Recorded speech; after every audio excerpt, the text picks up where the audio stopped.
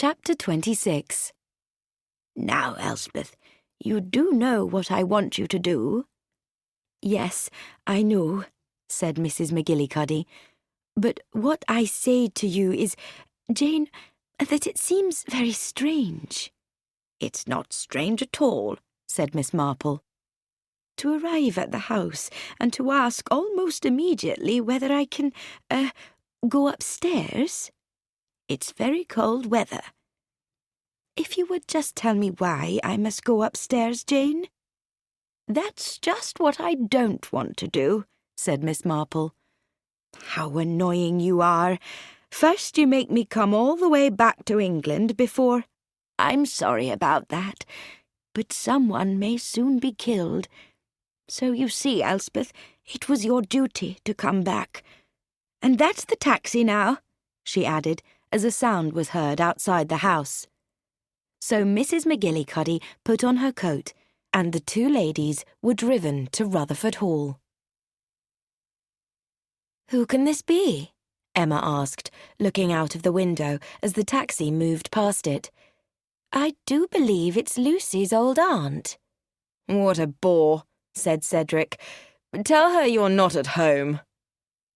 But at that moment the door was opened by Mrs. Hart, who was there that afternoon to clean the silver, and Miss Marple came in, with another woman behind her. "I do hope," said Miss Marple, taking Emma's hand, "that this is not inconvenient, but I'm going home the day after tomorrow, and so I wanted to say goodbye. Oh, may I introduce my friend, Mrs. McGillicuddy, who is visiting?" At this moment, Lucy entered the room. "Aunt Jane, I had no idea." "I had to come and thank Miss Crackenthorpe," said Miss Marple, "who has been so very, very kind to you, Lucy." "It's Lucy who's been very kind to us," said Emma. "Oh, yes," said Cedric. "We've certainly made her work for her money, looking after us when we were ill, running up and down the stairs." Miss Marple interrupted. "So dangerous, isn't it? Food poisoning. Mushrooms, I heard." "The cause remains rather mysterious," said Emma. "Nonsense," said Cedric. "Arsenic in the curry, that's what it was. Lucy's aunt knows all about it, I'm sure." "Well," said Miss Marple, "I did just hear—" The door opened, and Mr. Crackenthorpe came in. "Where's tea? You, girl, why haven't you brought tea in?" "It's just ready, Mr. Crackenthorpe." Lucy went out of the room, then reappeared with a tea tray. Brian Eastleigh followed her, carrying sandwiches and cake. "What's this? What's this?" Mr. Crackenthorpe asked. "A decorated cake? Are we having a party? Nobody told me about it." Emma's face went pink. "Dr. Quimper's coming to tea, Father. It's his birthday today, and—" "Birthday? Birthdays are only for children. I won't let anyone celebrate my birthdays." "Emma, what a delightful view you have from this window," said Miss Marple, moving across to it. "Just like a picture, with the cows there under the trees. I can't believe that I am in the middle of a town." "If the windows were open, you would hear far off the noise of the traffic," said Emma. "Oh, of course," said Miss Marple. "There's noise everywhere, isn't there? Even in St. Mary Mead. Really, the way those jet planes fly over. 2 windows in my little greenhouse were broken the other day. I can't understand why." "It's quite simple, really," said Brian, coming to the window. Miss Marple dropped her handbag, and Brian politely picked it up. At the same moment, Mrs. McGillicuddy said to Emma, "I wonder, could I go upstairs for a moment?"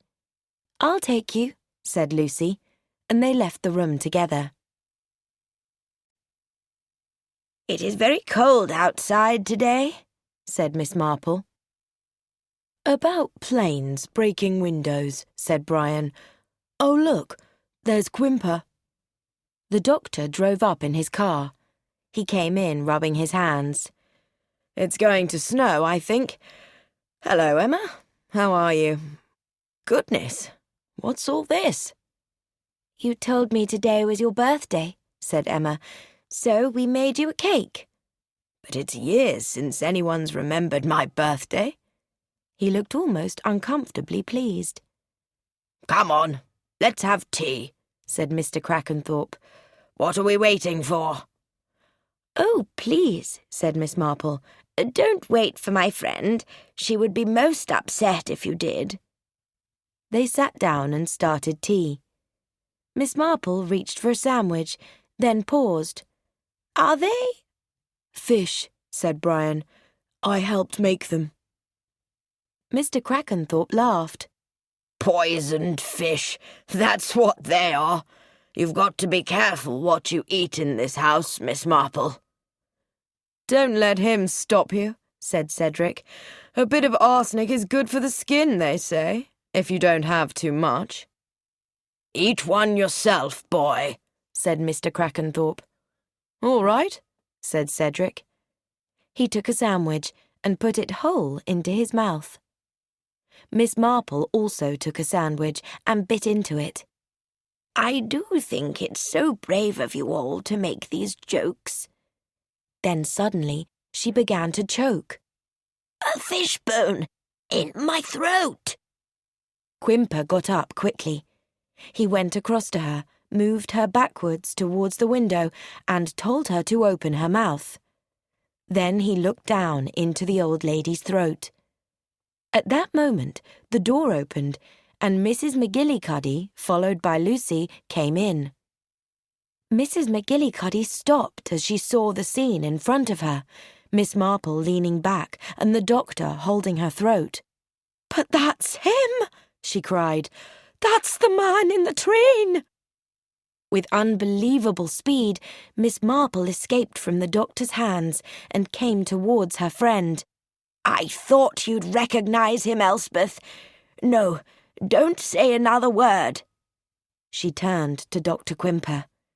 You didn't know, did you, Doctor, when you strangled that woman in the train, that somebody actually saw you do it? It was my friend here. She was in another train that was running parallel with yours. What? Dr. Quimper moved quickly towards Mrs. McGillicuddy, but again, with unbelievable speed, Miss Marple was between them. Yes, she saw you, and she recognizes you, and she'll swear to it in court. You disgusting old... Dr. Quimper stepped towards Miss Marple, but Cedric caught him by the shoulder. So you're the murderer. I never liked you, but I never suspected you. Brian Eastleigh came quickly to help Cedric, and at that moment Inspector Craddock and Inspector Bacon entered the room. "Dr. Quimper," said Bacon, "I must caution you that—" "You can do what you like with your caution. Do you really think anyone's going to believe what a couple of old women say?" Dr. Quimper suddenly laughed. "Why should I want to murder a totally strange woman?" "She wasn't a strange woman," said Inspector Craddock. "She was your wife."